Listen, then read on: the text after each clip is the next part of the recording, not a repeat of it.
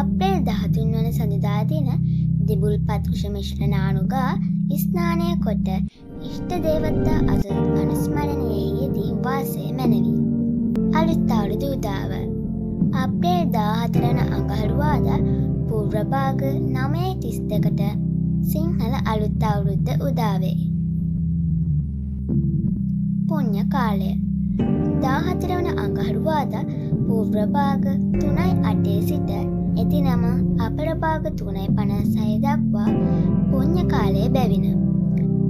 14 වන අඟහරුවාදා පූර්ව භාග 3:08ට පෙර ආහාර පානගෙන සියලු වැඩ අත්හැර ආගමික වතාවත්වල යෙදීමද 14 වන අඟහරුවාදා පූර්ව භාග 9:32 සිට එදින අපර භාග 3:56 දක්වා ආහාර පිසීම, වැඩ ඇල්ලීම, ගනුදෙනු කිරීම හා ආහාර අනුභවය ආදී චාරිත්‍ර විධි ඉටු කිරීම මැනවි. ආහාර පිසීම 14 වන අඟහරුවාදා පූර්ව භාග 10:41ට රක්ත වර්ණ වස්ත්‍රාභරණයෙන් සැරසී දකුණු දිශාව බලා ලිප් බැඳ ගිනි මොළවා කිරිබතක්ද කැවිලි වර්ගයක්ද දීකිඩි සහ විලඳ පිළියෙල කර ගැනීම මැනවි.